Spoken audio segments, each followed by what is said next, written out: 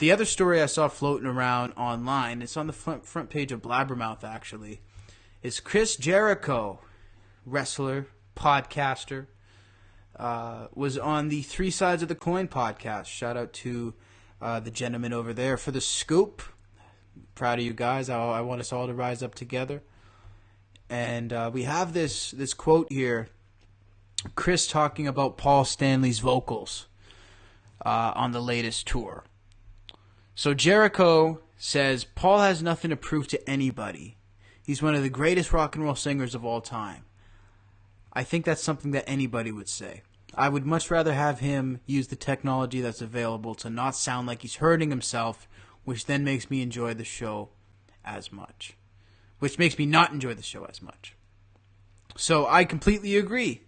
You know, and that's what I said on my own show. If Paul is getting so much flack, such big complaints from fans saying he can't sing, it sounds like he's hurting his throat, he doesn't sound like he used to, the complaints were just endless. I don't use these forums anymore, but I used to. And, you know, most of the forums, the fan forums about KISS, where you go to write a discussion or a topic, would just be complaints about Paul's voice. So I agree with Jericho in that sense. They've reached a point where they've found a halfway compromise solution to the problem, and people are still complaining. So it just really essentially goes to prove that you can't please these people. You know? So Chris kind of goes on a little more. I'm not going to read the whole quote. He says, "Let me tell you how these things work." He's taking charge. More people do this than others. I'm sure of it because I've seen it happen. When you're a singer, and some bands will do this, there's tracks being run and the singer will sing. Remember, we used to hear reports that Robert Mason would sing off stage for Ozzy Osbourne, and etc., which is true. Despite the fact that KISS is probably running backing tracks to enhance Stanley's singing voice, Jericho says that the KISS frontman always gives his all. That's a quote. The problem was, the last couple of tours, his voice had, I'm not going to say it betrayed him, but his voice wasn't up to snuff. And you could hear him hurting himself. I love it when somebody says, I'm not going to say, and then proceeds to say a sentence that is an exact description of what they just said they're not going to say. He's like, I'm not going to say his voice betrayed him, but it sounds like he was hurting himself. It's like, okay, it sounds like it's exactly what you're saying, is that his voice was betraying him. But nonetheless, he says, we don't want that. You don't have to prove anything to me. It's not about lip syncing or not lip syncing. This is show business. If you want to hear the song exactly the way it's recorded, listen to the record. Okay, so now we've resorted to the KISS talking points. See, I had some faith in this statement at first, but now this just sounds like a dude who's making an excuse for one of his idols, okay? It's not about lip syncing or not lip syncing. Okay, yes it is. Yes it is, because that's what the conversation's about right now. We're talking about whether or not Paul's lip syncing. So whether or not this is show business is really irrelevant.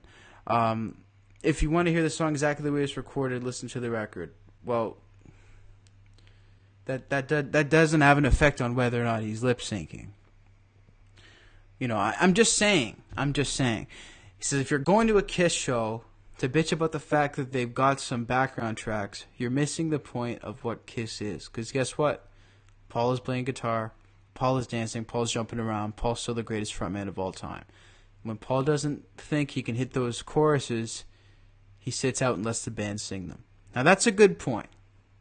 He says he's still singing.